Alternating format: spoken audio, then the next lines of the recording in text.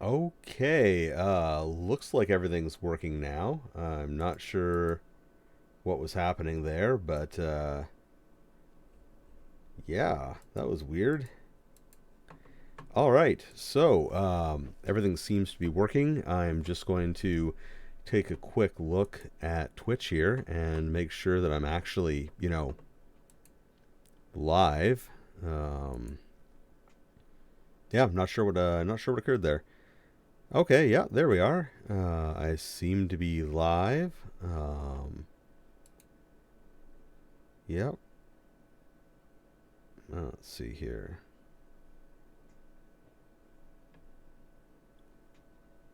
Okay. So I'll just close that up so that that doesn't interfere with everything.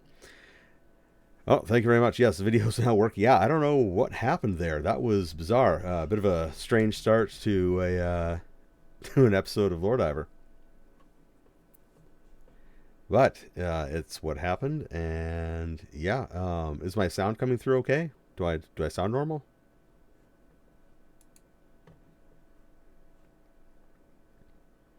Okay, good.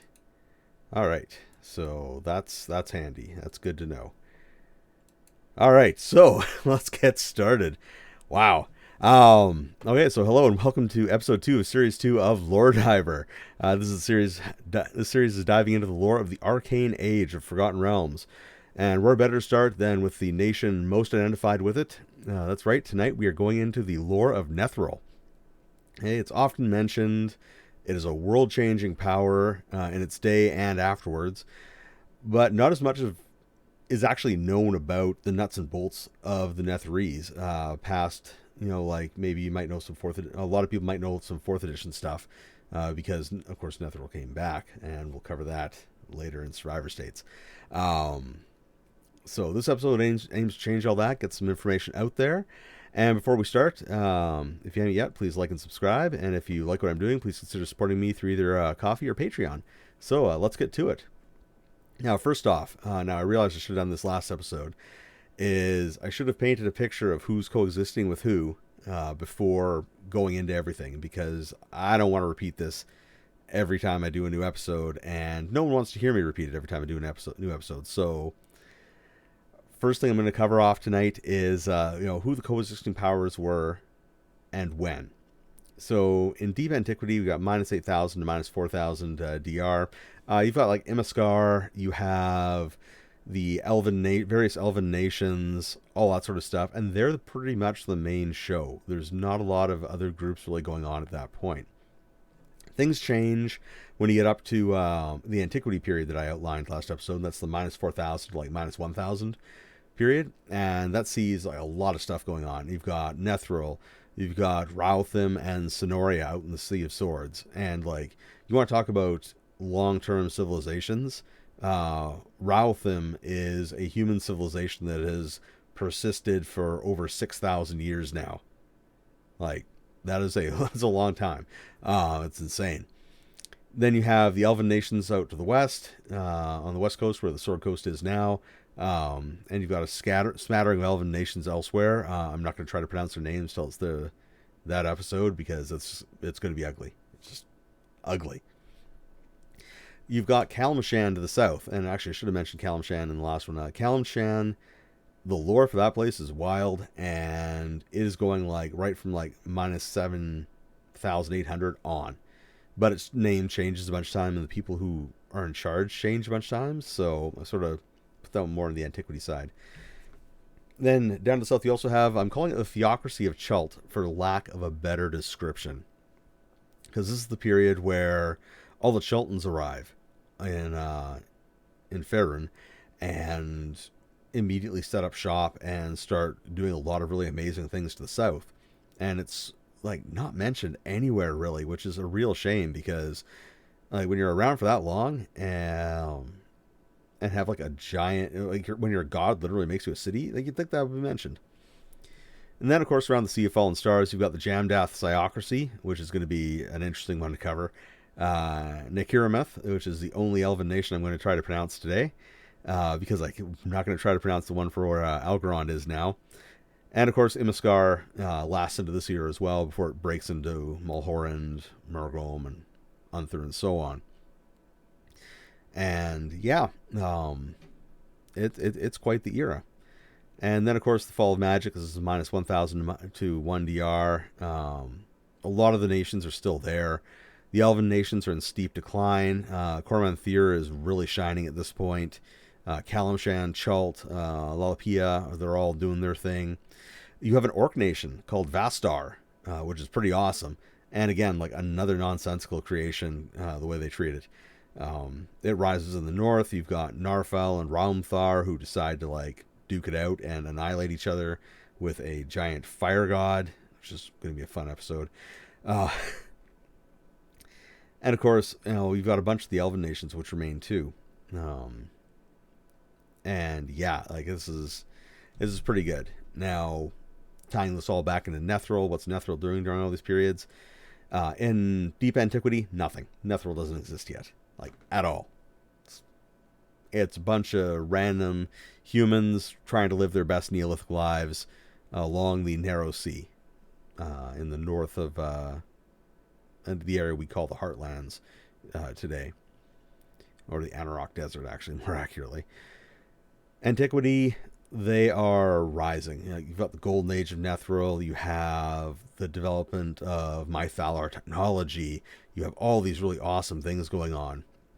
And they are, for some reason, incredibly isolationist.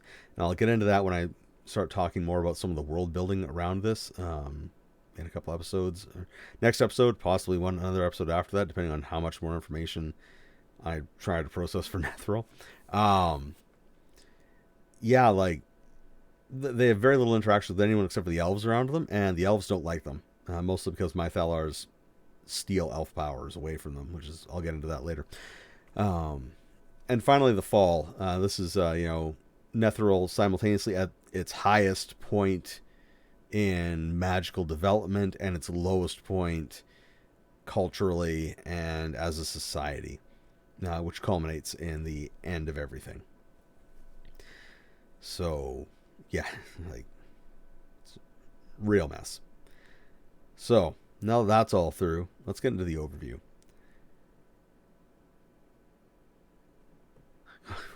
Yeah, you really should print a map for this one. I'll put that picture back up on Twitter, and I'll post it to Facebook as well, where I actually like took the 3rd edition map of Forgotten Realms and threw some polygons onto it to show where different groups are.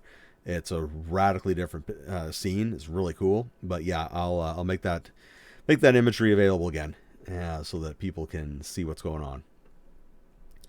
So, Netheril is one of the most storied and fabled locations and peoples in the Forgotten Realms campaign setting. Like, end of story.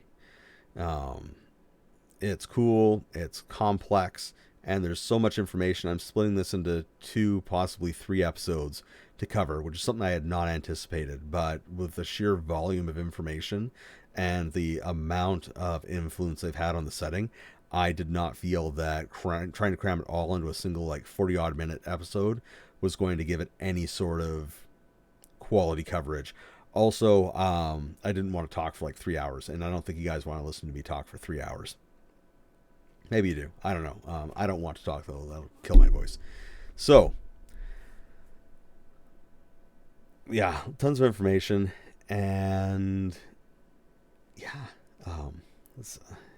sorry. It was just, this has been quite the research experience. So, Netheril, its name is, well, Netheril is the name we all know. It was previously known as Seventon, apparently leaping immediately to that style of nomenclature, reflecting the 7 original fishing villages that united to form it.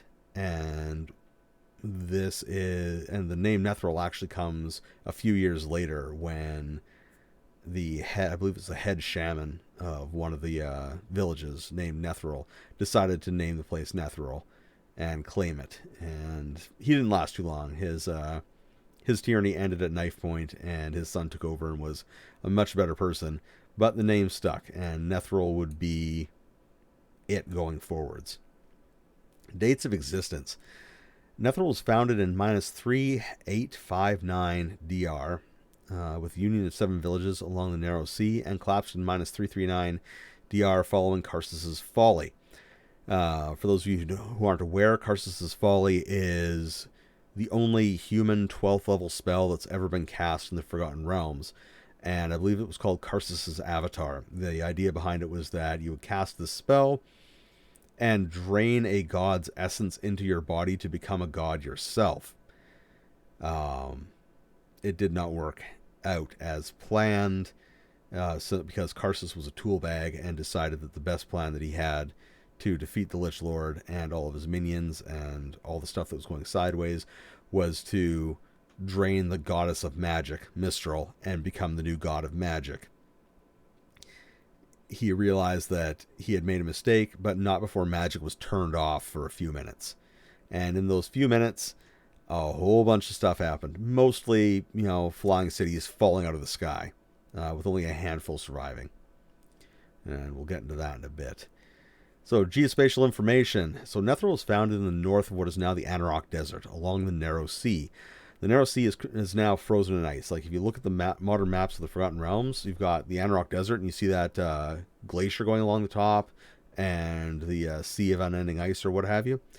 Yeah, that was the Narrow Sea back then, prior to Ulutiu's self-imposed exile / death / I'm laying at the bottom of the ocean causing everything to freeze issue that happened.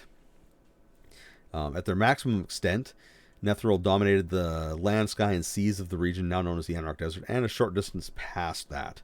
So if you look at a map and you look at Anauroch, for all intents and purposes, if you look at the mountains going around it and the forests going around it, those were their frontiers for all intents and purposes. Its immediate neighbors for nearly the entirety of its existence are the balkanized post-Crown Wars elven nations on the west, and the area is now identified as the north and south coast. And then they had Corman Thier to the east, covering what's now known as the Dale Lands and Sembia. However, by minus 1100 DR, the elven nations to the west are in serious decline, with the retreat in full effect, and elves are leaving Faerûn for Evermeet. So the elven nations to their west are collapsing, but Corman Thier remains strong. Adjacent but separated by wildlands and unclaimed territories are Kalimshan through its various developmental stages to the south, and then you've got the Jamdas Siocracy to the southeast, over by the Sea of Fallen Stars. So there's a lot of nations around it that sort of fell through the cracks during the actual world building, and yeah, I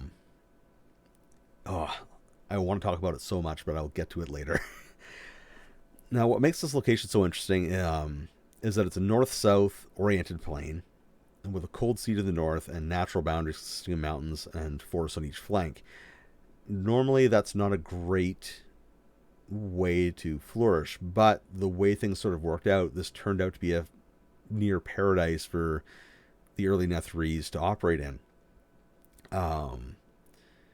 I mean, sure, they have elven nations for neighbors, and the Crown Wars would have been pretty horrifying to have going on, but apparently it wasn't an issue. Which leads to, from my perspective, for world building, the biggest glaring issue is that this perfect valley is completely disconnected for pretty much everything. There's no connection to the Days of Thunder. There's basically no monsters, and there's no beast folk or scaled folk in the region.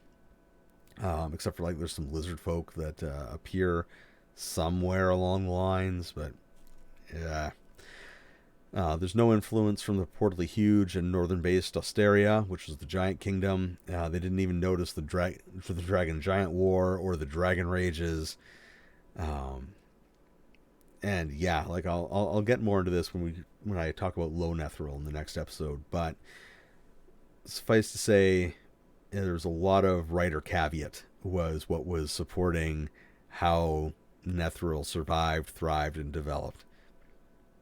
Now, specific to High Netheril are its floating cities, which are a geospatial and geographic feature all in themselves. So, using my Thalar magic technology, this effectively added to... Well, okay. Mythal technology, for those of you who don't know, not to be confused with Mythal technology, or Mythal magic, which I did on Twitter the other day. Don't do that. Don't be that guy. Don't be me. Making mistakes like that. Anyways, Mythalar magic technology. Mythalars are basically giant crystal balls, like huge. And they float. Touching them will disintegrate you. If you're undead and you touch one, it destroys you. They can be destroyed by disintegrate spells, but what they really do is they tap directly into the weave. Not a little bit, like a lot, like right down to the core. And then they basically act as a magic Wi-Fi broadcaster out to a range of 1.6 kilometers, or 1 mile if you prefer imperial measurements. And this essentially gave them an unlimited power supply. Like, they could now do anything they wanted. And not only that, but they ceased making permanent magical items in favor of quasi-magical items for use in and around Mythalars, because at the time, in second edition when this was written, making magical items permanent drained like life out of the magic user, literally. And so this basically gave them the ability to create what they call quasi-magical items, where they worked under the influence of the Mythalar, and then if you took them out of the area of Mythalar, whatever magical effects they had ceased to operate. It's really cool. Anyway, so they harnessed this power source for their floating cities, and the technique for building a floating city was extremely magically intensive, involving building enough Mythalars to provide coverage across the desired space, plus a bit because you're going to want to be able to defend it and explore around it, do maintenance, all that sort of stuff. So you had to make enough of those. Then you had to cut off the top of a mountain. No big deal. Just cut the top of a mountain off. Levitate it. Invert it so you have the flat side facing up. Make sure all your Mythalars are attached properly. And then begin construction of your city. Or in their case, given that they created things like the blueprints for like Darren's Adamantine Fortress or Darren's Iron Fortress or whatever it is, a magical item where it just turns into a fortress. They may have simply like thrown some seeds at it and made it float. Oh, question here. So Mythalars are the huge crystal balls that the Netherese made. Yes.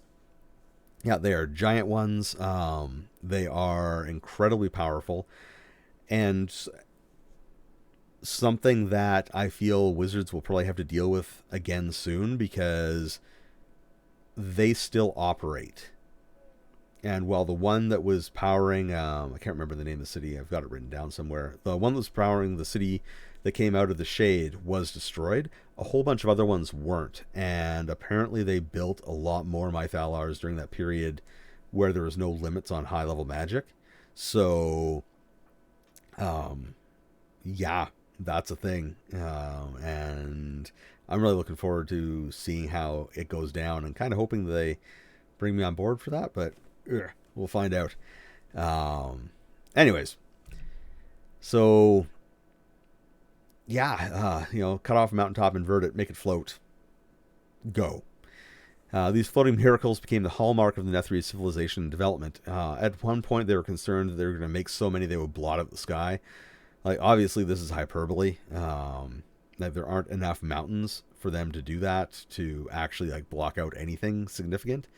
But it was more of a, when we get into the culture thing, it was more of an arcanist one-upsmanship issue. So yeah, not all of them were, they weren't perfect though, is the next point that I have here. And that's, they're floating cities, but for the majority of them, they were not floating self-sufficient habitats. There were a few that were able, through magic, to supply themselves, such as Thultanar. There we go. That was the city that went to shade and crashed into Mithranor later. It had the ability to do that, and because it survived the plane of shadow before returning during the spell plague. And then there's Selunara, which is a city that was saved by Selûne, and now exists past the Gates of the Moon, which is actually supposed to come back to battle Thultanar, but I think that plotline got forgotten at some point.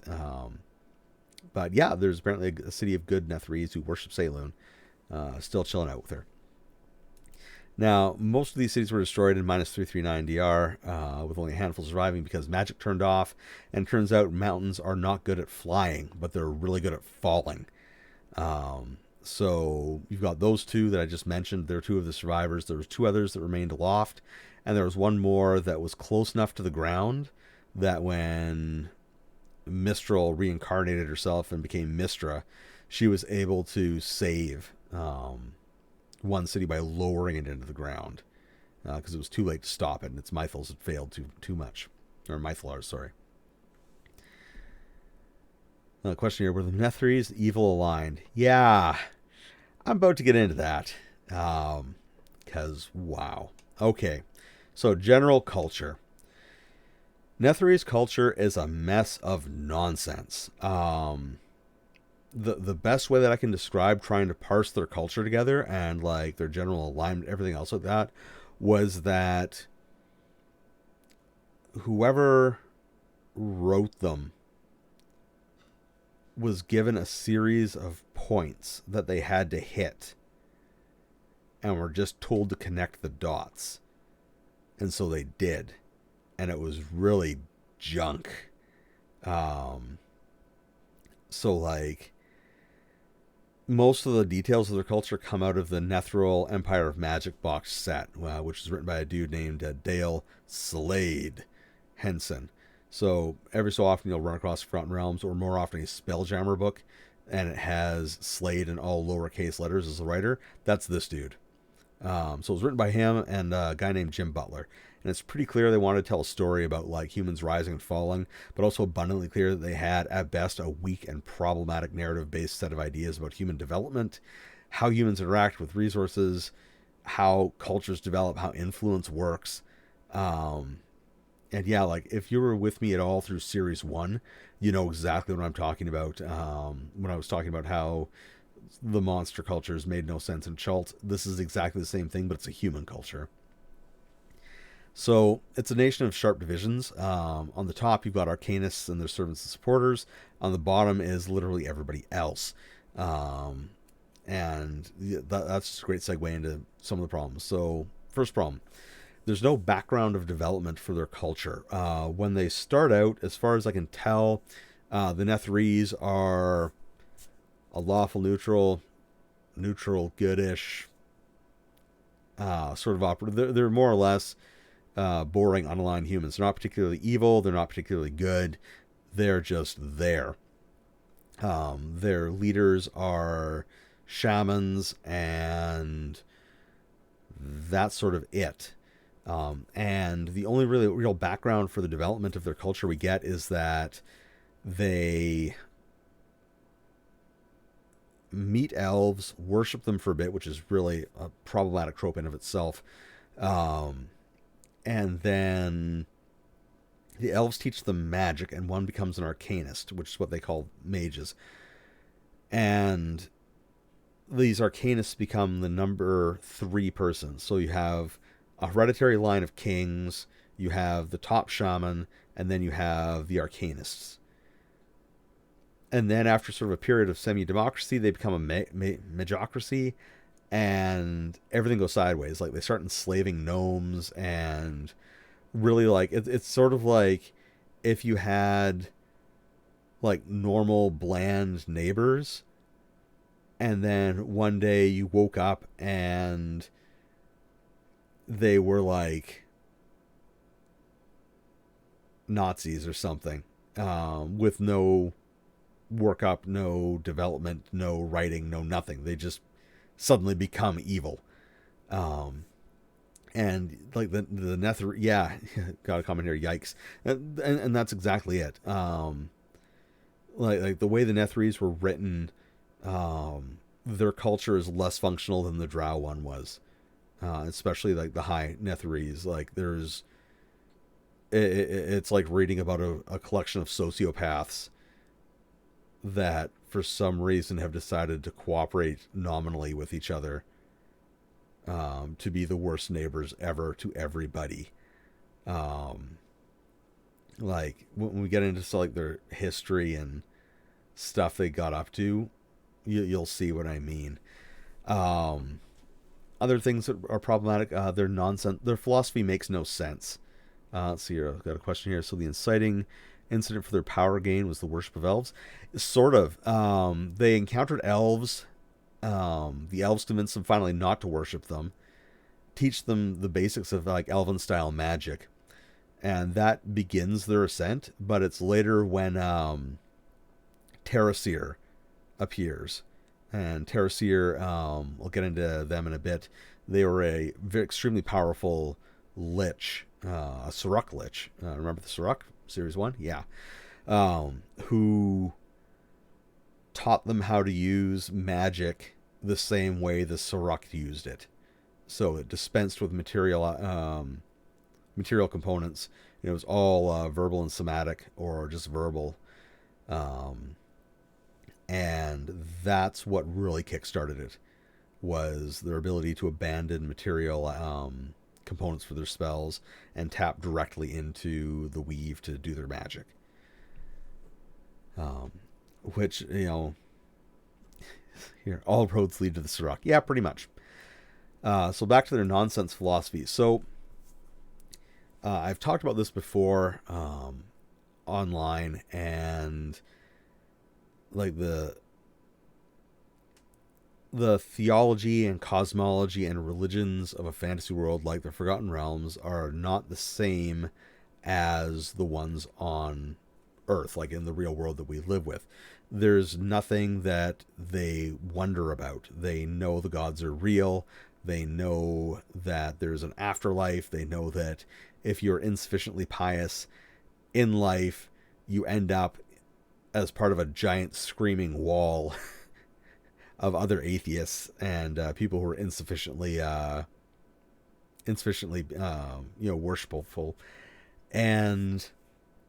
But for some reason, somewhere along the line, the arcanists most of the arcanists of Netheril decide that the gods aren't actually gods. They're just magic users who discovered the ultimate magic. And that if they could discover that, they could be gods too. Which led to like a whole bunch of them not worshiping gods. And also led to like Karsus creating Karsus's Folly. And yeah, it is just so frustrating to read. Because this isn't the sort of philosophy that can develop in the Forgotten Realms without an event occurring. Like something has to happen to prove that gods can be destroyed and replaced. But that doesn't happen. Like there's no record of that. And so there's nothing to get it kickstarted. I mean, like they can talk to any member of their clerics. And I mean, like they had Shaman in charge for years. So like this isn't new information, but apparently that's the philosophy they were rolling with, at least in High Netheril. And I'm just going to segue briefly here over to their pantheon, because I feel it's an important way to describe their culture. And their pantheon of gods is awesome. It is actually one of the best and tightest pantheons that I've seen. And not only that, but they are all fabricated. Like they're all like fabricated in the sense that they're all fantasy creations. Because a lot of other stuff got bolted into the Forgotten Realms later on, including like Egyptian deities, Finnish deities, Norse deities. And it just became sort of this like giant mess. But the 10 deities that made up the Netherese pantheon were solid. And not just solid, but like eventually become the baseline for the deities of Faerun in general. And in my personal opinion, I believe that these deities would probably be global ones because they cover pretty much all the things that come up in life in a fantasy world. So you've got Saloon. Saloon is well known. She's a big part of the Forgotten Realms. Moon, stars, beauty, love. Like her portfolio is huge. And she's one of the original goddesses created by Lord Ao. She's there. And not only is she there, but She plays a major part in the development of Netherese society, culture, and philosophy, which makes their philosophy about gods make even less sense. So she's there. Shar is there because, of course, Shar's got to be there. Created at the same time that Saloon was, and just Shar's being Shar. She's cold, she's awful, and she manages to successfully take over that entire city, the one that comes into the plane of shadow. Yeah, they're calling themselves Sharans. It's for a reason. She's there. Janeth, this is better known as Shantia, but she's the original goddess of grain, agriculture, life, the earth, plants, all that sort of good stuff. And yeah, she's good to go. Mistral. Now, Mistral, if the name sounds familiar, it's because she was the precursor to Mystra. She was the goddess of magic, the personification of the weave that covers the entire planet. And I believe she was chaotic neutral and just sort of like was all about watching people do what they could with magic, which makes her letting Karsus cast that spell be really questionable. But whatever. So yeah, very powerful goddess. Arguably might still be around. I'll get to that after I finish the list. Amonator? Cannot pronounce it properly. Anyways, God of the Sun, Law, Order, is back. Like, came back in 4th edition. Was part of Lathander for a while, and then they split apart again. So there's a lot of confusion around him, but he may still be there. Jurgal was the god of murder, death, and strife. Koza was storms and destruction, and I believe became Tempest afterwards. Can't remember. Don't quote me on that one. Moander, if you've read any of the Finders series of novels, Moander played a big part of those ones. He was the god of rotten decay, and yeah, a lot of trouble. Targus was the Netherese god of war, and I believe Targus actually did become a different god afterwards. And Tyche was the goddess of fortune, luck, and chance, accidents, all that sort of stuff. And she was damaged when Lathander tried to like pull some nonsense at some point, and it broke her into Bethshaba and Timora, who we're more familiar with. Which brings me into what I was talking about with Mistral there, how some of these gods might be back. So one of the things with 5th edition Forgotten Realms is the reset button got hit on everything, and Lord Owl lifted the limits of overlapping tenures in portfolios where different gods could be, all that sort of stuff. And dead gods are specifically mentioned as being back. So it is entirely possible that the deities here that were missing, damaged, or modified may in fact be back and fully functional and trying to figure out what the hell happened. So just a little bit of food for thought there, moving forwards with your own games. If you want to draw on this pantheon, they are there. And the final note is like there's a big split in their culture with the Arcanists and let's see here. Oh, got a question. Saloon and Mystra are the only surviving deities from Netheril today. No. So Saloon, yep. Saloon and Shar are. They've been there since day one. Mistral, technically yes. She did become Mystra afterwards, and that Mystra died and became the new Mystra during the time of Troubles, who was actually disconnected from the original one. So there's actually an argument to be made there may be 3 goddesses of magic on the planet at the moment, with Mistral, the original Mystra, and then the new Mystra, all being there. Amonator, I'm just going to call him Amonator. So Amonator, the god of the sun, he's back. Jurgal, I believe, is gone forever.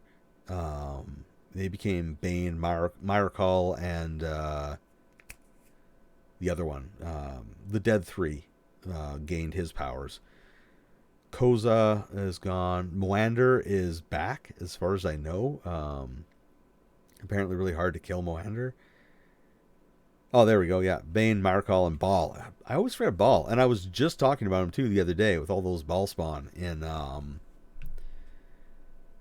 Baldur's Gate there, and I just realized that like Ball spawn is a terrible name and a terrible innuendo, and that is not going to leave my mind ever again. And now it's not going to leave your minds either. So welcome aboard. Targus and Taiki, yeah, I think they're both gone as well, permanently. So back to common folk and the Arcanists. So pretty much, you've got the Arcanists, or they're described like they're incredibly power hungry and incredibly unstable. Like basically, once someone becomes an Arcanist and they decide they want to pursue the heights of being an Arcanist, they would just sort of like abandon all common sense, abandon all sense of like fellowship and teamwork and all the other things that like make societies work, and just pursue gaining power until they can make a Mythalar or two, until they can make a Mythalar, and then pursue more and more and more and more and more power until they could cut the top off a mountain and create their own floating city. At which point they populate it with people to help with research and magic and everything else. Meanwhile, the common folk on the ground were apparently heavily influenced by the clergy and supported by them, which makes some of the things that happen later on not make any sense, and provided a lot of the food, supplies, raw materials, trade, and, you know, all the things that make a society function to the floating cities. And they're described as like they've forgotten how to be a society and forgotten how to be together, but that doesn't make any sense when you're being influenced by the clergy and you actually have to live in a society, because unlike the people up in the floating cities who don't have to worry about anything attacking them, you're living on the ground dealing with orcs, giants, trolls, and other associated nonsense. So yeah. And yeah, just like the Arcanists, yeah, like it's evil, and it's like a lot of the stuff they do is evil, and it's evil in not like the like mustache twirling like comedy evil sort of way. They're evil in the sense that like they're dispassionate, uncaring, and just want information. So like when I start talking about when they get into spell jamming, they were hated more than the Neogi. And that's a challenge, because the Neogi are very widely hated, and so are the Illithids in Spelljammer. And apparently the Netherese were hated more than them, because every time they ran into something new, they would destroy their ship, capture all the crew on board, vivisect them to learn, and then go to find more of them to learn more, doing the same stuff. Like, they're awful. Like, the worst.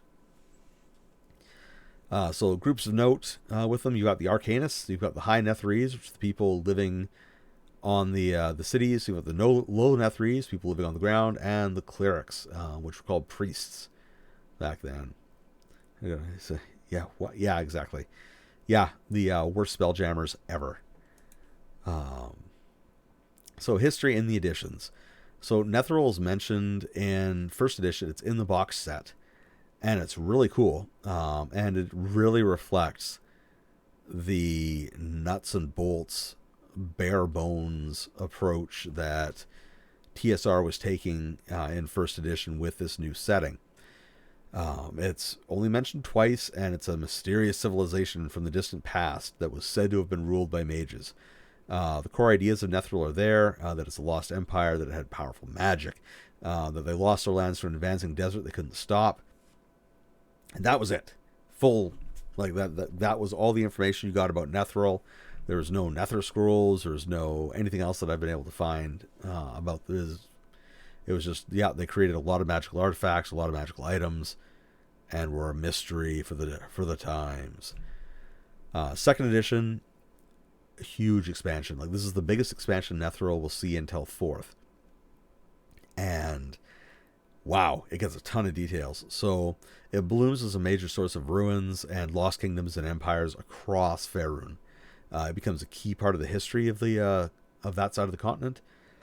Pardon me. And in the later stages of TSR's decline, it gained more details in the Arcane Age series of modules and setting material. So it actually had the Netheril box set was released, and an adventure for it called How the Mighty Are Fallen was released.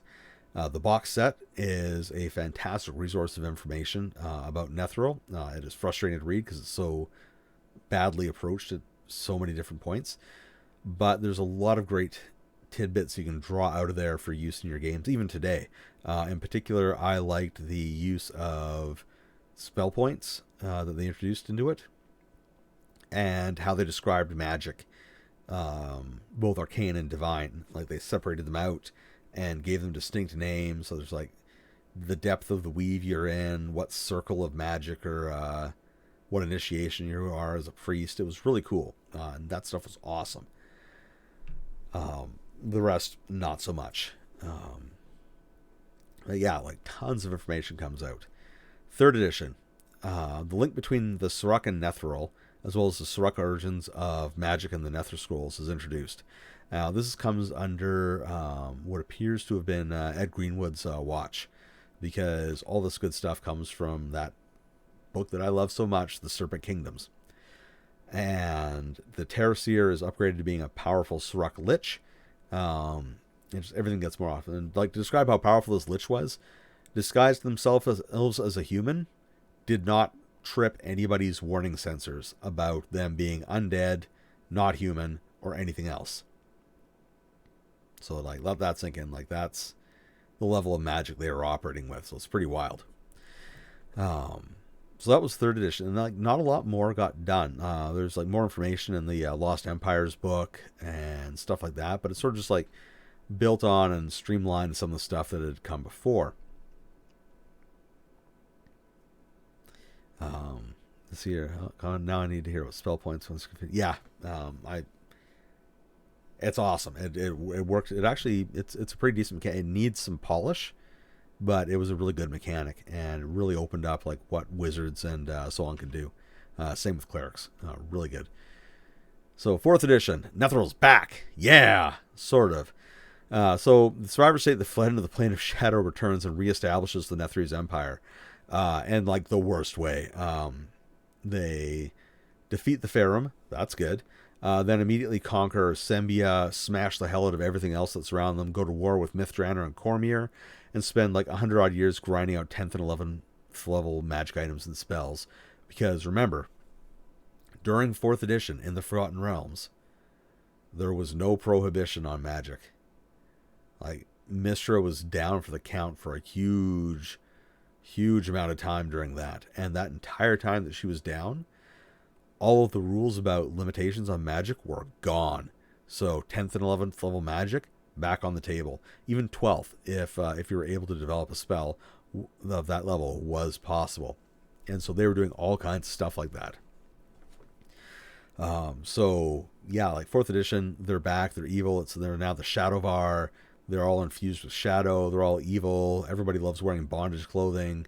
All sort of like the usual sorts of stuff that apparently happen when you spend too much time in the plane of shadows.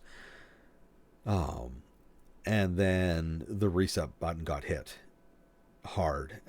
So 5th edition.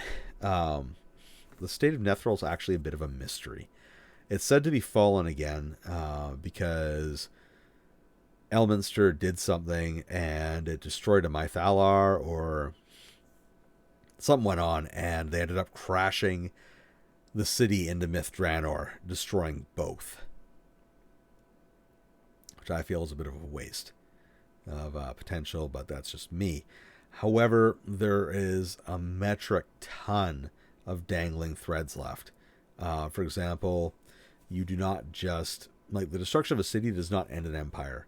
Rome was sacked multiple times. Rome didn't stop being Rome. So there's still a lot of Netherese people. There's still a lot of people identify as Netherese. And not just like Shadowvar, but regular Netherese as well. Kicking around. And yeah, so there's an argument to be made that there's still a Netherese presence in the north of the Forgotten Realms right now. So history as presented. Oh my God, there's just so much stuff. So you've got the first age. It's broken down by ages, which is kind of convenient, and so I'm just going to blaze through this pretty quickly here. The first age. This is the age of 710. Netheril is formed. By the cities of, I love these names: Fenwick, Gurs, Guylan, Gustaf, Moran, Nausif, and Janik. So yeah, there's a whole lot of Forgotten Realms has a nasty tendency of throwing darts at a board when it comes to naming things. So there's no rhyme or reason to how these things are named. It's awful. Anyways, so it's all along the Narrow Sea. They meet elves, learn spells, take the name Netheril. Pretty soon, everybody's getting magic.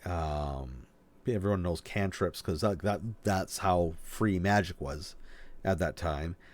And yeah, everything sort of like goes. It's awesome. Then the Nether Age.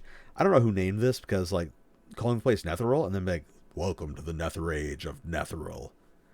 That just like, really, dude, like that was your best plan. Okay, but whatever. After 300 years of studying magic with the elves, the Finder discovers the Nether Scrolls. Now, if you're wondering who the Finder is, that's a good question because nobody knows. Like they're just called the Finder, or they're just literally just called the Finder. And this a little bit of a retcon happened here because originally this rock didn't exist in second edition when this was written, and they had to, when the Nether Scrolls were originally found in second edition, it was a mysterious ruin. The ruin was apparently like whatever race was there used the floor and walls to get around and do stuff. And the Nether Scrolls were found in it by this person called the Finder. So this was retconned in third edition to include the Serac, tied in with the Crown Wars, because apparently everyone's favorite group, the Sun Elves, had them locked up for some reason in a ruin and forgot about them. You know, priceless magical artifact, no big deal. I'll just leave that line around. Anyway, so they find this, and at the same time, Terraseer has appeared. Terraseer has already led them down the road to more powerful magic.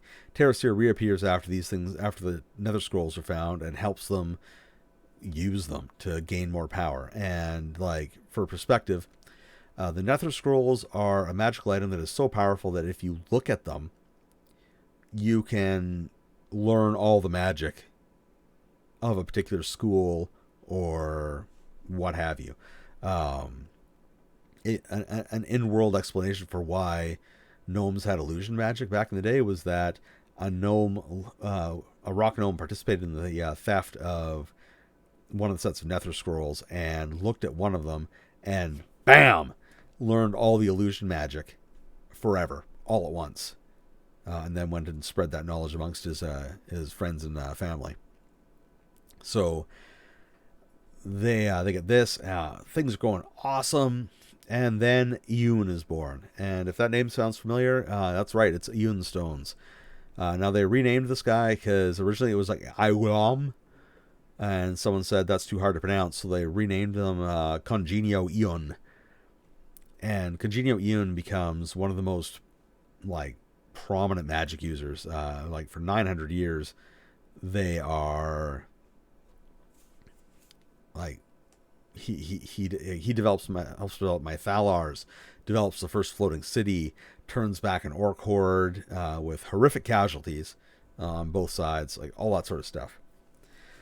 But the big thing is that they introduced the the Mythalars, and things go wild after that. So the Mythalar era follows. And yeah, quasi-magical items, changes in understanding of magic, floating enclaves, all that good stuff. It's all there, and it is fantastic. Actually, there's a bit of argument. Right? It's Aulam or Yoon is the same person. I think it reads to me like they're supposed to be the same person. Anyways, so yeah, all sorts of craziness like creating beastmen, experimenting on them. Mythalars go up. They start to have issues with the elves because Mythalars have a side effect of disrupting elven abilities. So when elves come into the range of a Mythalar, they lose their night vision, they lose their ability to enter reverie, and they have to go to sleep like everybody else. And it basically does everything except for like rob them of their longevity. So obviously elves not fans of Mythalars. Even though apparently elves helped establish one of these floating cities. This Welcome to the Forgotten Realms, where the only thing that's consistent is the inconsistencies. So yeah, like all this stuff goes on, and at this point, one of the two complete sets of the Nether Scrolls is stolen. At first, it was described as being stolen by humans who broke it up and sold it as trinkets. Later, it was retconned to be a group of Cormanthiran elves aided by a rock gnome who would learn the Illusion School of Magic and all that good stuff. And it's important to mention at this point that, for reasons completely unexplained, the Netherese have enslaved rock gnomes. And, like, not a little bit of enslaved, but, like, heard rumors that there were little people living in the rocks and underground in the hills. They went looking for them, found them, discovered they were rock gnomes, and enslaved them immediately. No history of slavery. They're under the influence of elves at that point. But hey, why not just enslave all the rock gnomes? And not only did they enslave them, but in order to catch escaped rock gnomes, they magically warped a bunch of them and turned them into Spriggans so that they could use Spriggans to hunt the escaped slaves through the Underdark. Like, it is... They went from, like, 0 to 11 on the dark scale overnight for all intents and purposes. And the bizarre thing is... Let's see here. Clearly they're taking notes from the Sun Elves. Yeah, pretty much. But the bizarre thing is they encountered dwarves, like, in the same time frame. And the response to encountering dwarves is like, hey, let's trade with these guys. And dwarves end up being pretty much their only named trade partner. And, like, the amount of trade they were doing with them was insane. Like, there was ports. Like, so they're engaged in sea trade with them. They even built an underway, like a giant underground, like, mega highway to connect themselves up with the dwarves so they could just trade directly with the dwarves underground.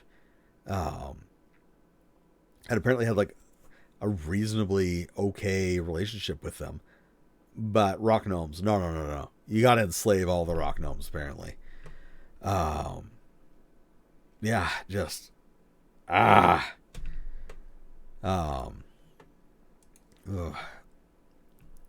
So all that's happened. Silver Age occurs.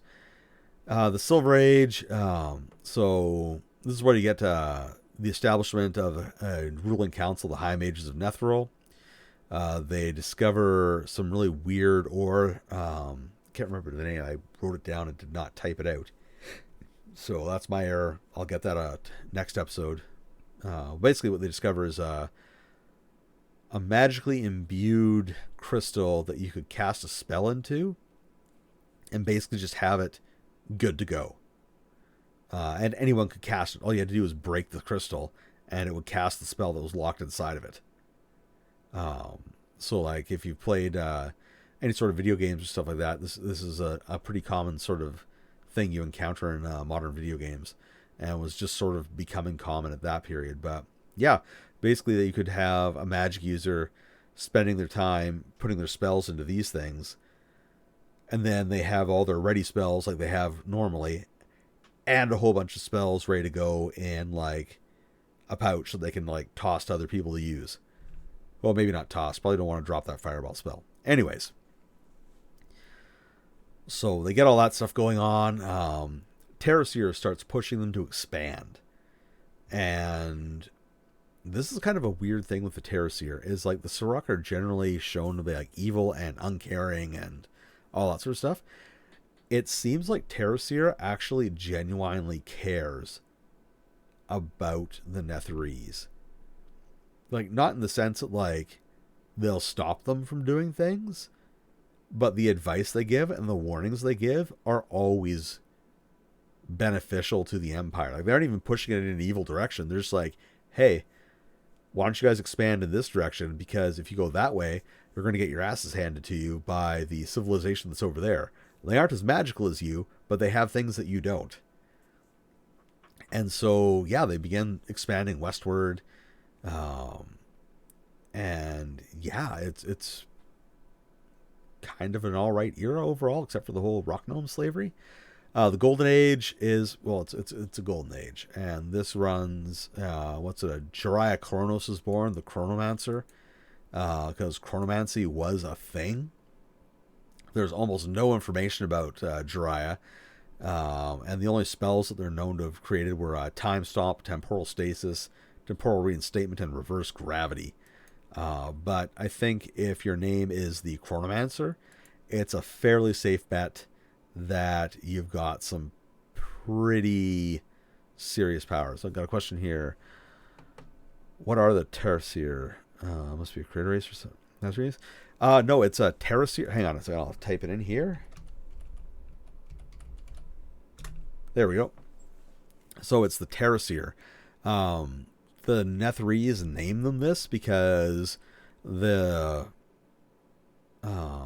abilities as a seer, they can actually see across the entire world instead of just locally or within the limits of distance laid out in by conventional spells. And they are a creator race. They're a member of the Suruk race, who has already mostly abandoned the planet at this point in time, like when all this stuff with Netheril is happening. However, like a lot of the Suruk who did remain behind, this one is an incredibly powerful lich. Like, they're the kind of lich that, like, Zaz-Tam or any of the other big liches in the game would back down from. Acerak would probably not want to tangle with Terraseer, because messing with a lich that has lived for over 30,000 years is generally not a good plan for, survival. So yeah, Golden Age, cool things are happening. They've got floating cities, and they say, hey, let's establish some underwater, undersea colonies. And they do that too, and that becomes Deep Netheril. And man, that's really, really awesome and cool. Except for it turns out they are as bad a neighbor underwater as they are above ground. And finally, the sea elves decide that they are done with their nonsense. And so, it says it's a mysterious explosion, but there's nothing mysterious about it. The sea elves rolled up and magically transmuted the crystal domes that covered the colonies of Deep Netheril into a material that was incompatible with water, probably sodium. And yeah, it blew up. Let's see, I got a comment here. Keep up the great work, man. Lord, I ever Netheril Part 1. I have to do an overlay and logo for your stream. Oh, cool. Thank you very much. Look forward to seeing that. So, oh man. What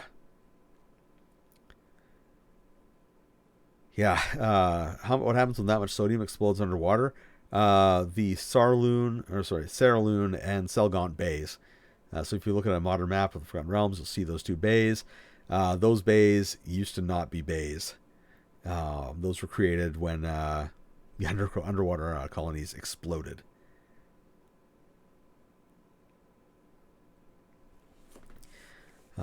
So that was the Golden Age, ending with catastrophic explosions. This was followed by the Age of Discovery, which is kind of a reversal. Like usually in my mind, the Age of Discovery comes before the Golden Age, but hey, why not? So the all sorts of more advancements, more magic, more craziness. They get more mines. And hang on a second here. Looks like this is. Oh yeah, this is it. Chardalin. That was the material I was talking about that you can put spells into. Anyways, that was discovered in this age, not the previous one as mentioned. My mistake. I just got excited. So much cool stuff. So gem magic becomes a thing, and spell jamming becomes a thing. So, spell jamming. Those of you who follow me on Twitter know that I did not like the Spelljammer campaign setting. Not because I didn't like the idea behind it, but because I felt that its execution was a mess and that it was a tonal nightmare. Like 1 minute it was trying to be hilarious and funny, and the next minute it was trying to be ultra super serious, and I did not like it. Unfortunately, the gentleman who worked a lot on Netheril, Slade, was a writer for Spelljammer, and he shoehorned as much Spelljammer into the Netheril book as he felt the editors would let him get away with, to the point where in the How the Mighty Are Fallen campaign book, it actually starts you on their spell jamming port in orbit, even though it's mostly closed down at that point. And the reason it's mostly closed down is because, well, it turns out that if you encounter new creatures and vivisect them and destroy them and don't want to engage in trade but just want to sort of like, kill everybody you encounter, nobody wants to be around you. And what ended up happening was the cost, the value of exploration in space versus the what they were actually getting out of it, it went too far into the cost side. Now, personally, I found this was a bit silly because they don't have a conventional economy. Like the Netheril's economy is a planned economy, in like almost every single way, with minimal outside trade. Like they're almost completely self-sufficient. So, like the allocation of resources to spelljamming was minimal to start with, but whatever. That's where they decided to go with it. So the Netherese were in space, could not, even after they got a guy up there who wasn't a complete tool bag, it was just, they were unable to repair the impression that had been made by the first Netherese spacefarers. The other problem, though, is apparently the Netherese were unable to reverse engineer spelljamming equipment, and so like they could not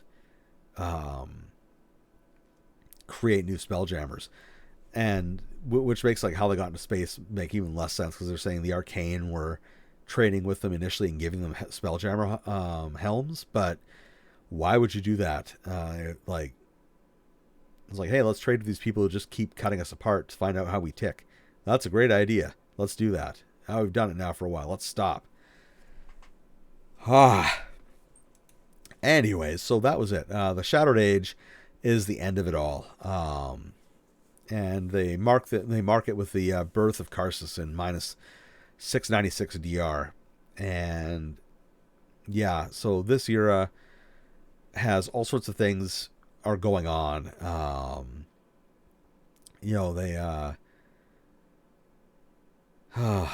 They create the Night Parade.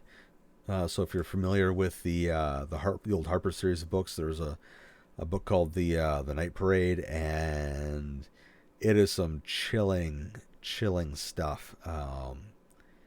It's basically like a horror novel snuck into a Forgotten Realms set of books.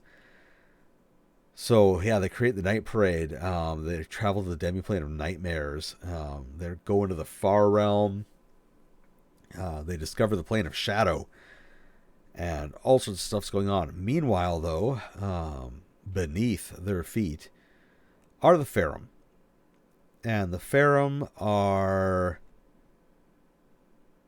aberrations. I think something. They're not a natural creature in any way, shape, or form.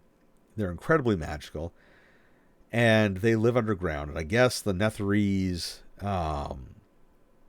magic and their increasing use of mythalars and stuff like that actually caused them like physical pain.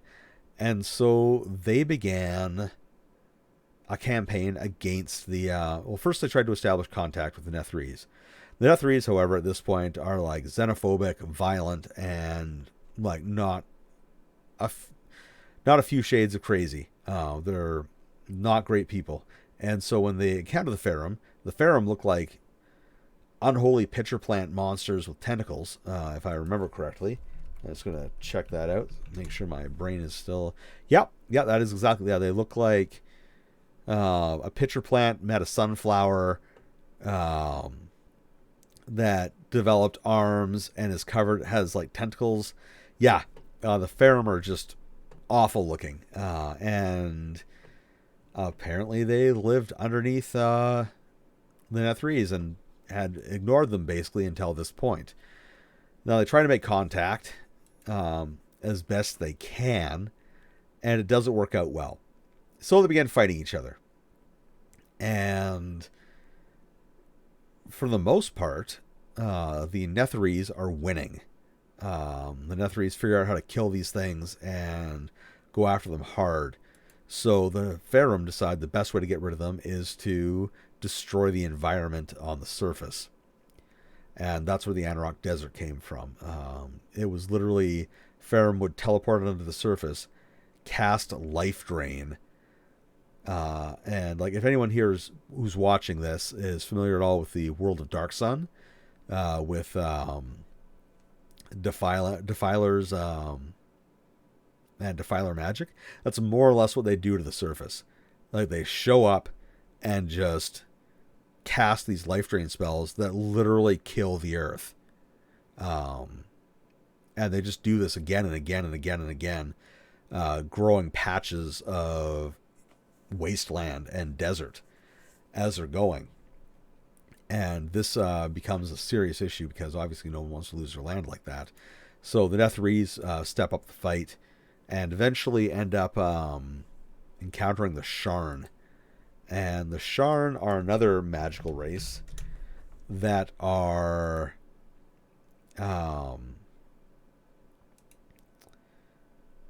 like it's this like weird three-headed thingamajig, but they really like they're not fans of like magical abuse. They are less fans of creatures like the Farum destroying everything on the surface, because that was their plan. They were like, okay, we've had enough. Let's just get rid of everything on the surface and we'll call it a day. So the Sharns became instrumental in the imprisonment of the Farum, which basically like locked them into the area of Anarok. However, at that point it was too late. And like at this particular juncture, everything is going sideways from Netheril. They have advancing glaciers and freezing ice coming down from the north, which they're just barely managed to keep in check with mythalars and other things set up to keep that at bay. Which those may actually still be there, just buried with ice, I guess. So they're just barely managed to keep on that. Then all of a sudden, the ground starts dying. And like not dying a bit, but like when you read descriptions of Anarok, it's more inconsistencies, but it's literally described as dead. Nothing grows in the earth. Like there's no plants, there's no water, there's nothing. And that is a result of the Farum.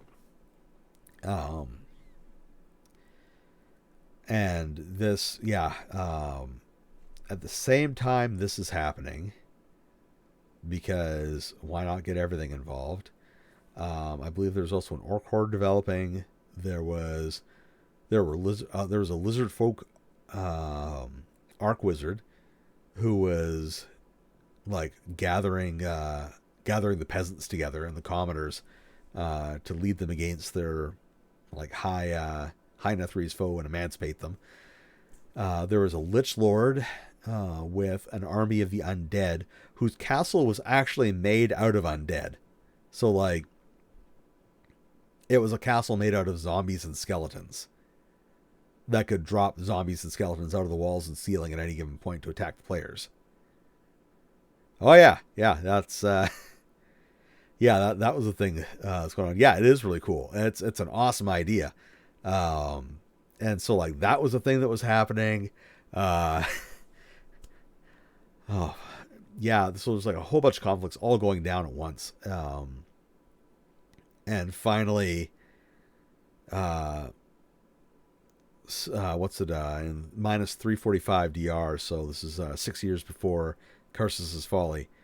The Terrorseer appears one last time to warn that the goddess Mistral, like things were about to happen, and that if they didn't play their cards right, everything was going to come apart at the seams.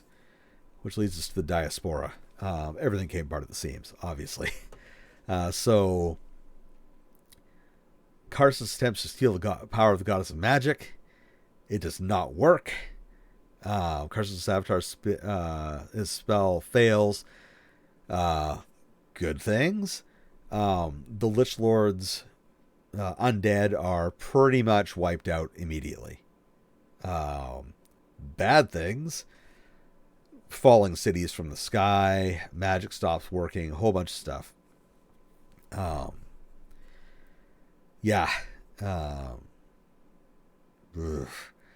So 3 cities were saved directly. There's Anuria, Azram, and Hlondath. And if Hlondath sounds familiar, it's because Forgotten Realms will occasionally repeat names for stuff, and Hlondath ends up being repeated as a city name further east. It's a city occupied by the Yuan Ti.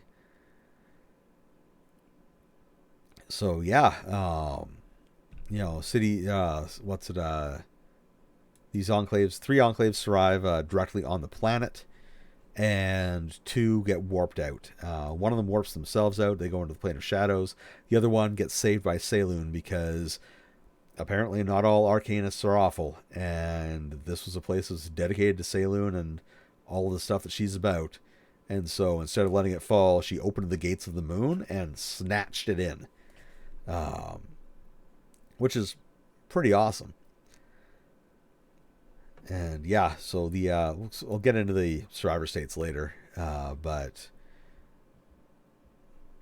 yes, comment gods never have poor judgment. Yeah, yeah. There's a lot of bad judgment. As far as I can tell, this is one of the rare instances in Forgotten Realms where it was actually a good call. The people were all right and not awful, which is incredibly rare. So yeah, after that, a whole bunch of all the regular Forgotten Realms history that people are more or less familiar with occurs, and everything goes up until 5th edition, which is, pardon me, the rise of the Empire of Shadows. So yeah, Thultanar, is that? Oh, sorry, Thultanthar. Who makes these names up? So city that starts with T. Comes back out of the plains of shadows and immediately causes all kinds of problems. The Shadow Empire of Netheril strengthens their hold. They take over northern Faerun, and they even conquer Sembia, so they expand out of the area traditionally held by them. They conquer Featherdale, Tasseldale, and even some of Scardale, and finally end up going to war with Cormyr through Sembia. And Netheril, they're just laying a beating on everybody. And then, yeah, the Second Sundering occurs. And Like the elves of Mithranor come to their aid. They float their city over. Like city starts with a T, floats over Mithranor, gets shot down because that's a possibility when you do something like that. Crashes into Mithranor, destroying it. Kind of irritating. And that's where they sort of left off on that. Now, Sembia, we know, is more or less back to normal. Cormier is more or less back to normal. There's a whole bunch of questions I have about the Bedain of Anarok, because it says, they rebelled against them, but, like, the Bedain, would they even really be the Bedain anymore after, like, 100 years of not living in desert? Like, would they be a recognizable group? Um, you know, would they not have migrated somewhere else or tried to not be ruled by insane shadow wizards? I don't know. Anyways, and that sums up like their history as presented, and it's really sort of like it leaves you hanging because they say the desert's back and the Faerûn are back and stuff like that, but that doesn't really sit quite right with me. And yeah, it's pretty wild. And so now that we're done with like the history as presented, I'm gonna call it for the episode right there, because there's still a lot more information, and I've been going for well over an hour now. So what's it? Unfortunately, I'm down on the coast this week, so if everything pans out, I will be back next Sunday. If not, I will be back the Sunday afterwards. I'll keep everybody posted on Twitter and Facebook as to when the next episode is. And we're going to be going into part 2, where I'm going to be digging into Low Netheril, some more stuff about their culture, some of their technology, their magic, all the things that made Netheril. And then I'm going to get into how I would approach Netheril in the era and how I would approach Netheril in the modern day. So I hope to see you then. Thank you very much for listening. This has been Lord Ivor, a POCGamer podcast. If you liked what you heard, please like and subscribe. If you'd like to see more, head over to my blog, POCGamer.com, and check me out on Twitter, Instagram, and Facebook. If you want to support this podcast, and I always appreciate it when people do, there's links to Coffee and Patreon on my blog and social media. Music has been provided by purple-planet.com. Thank you very much for listening, and have a great day.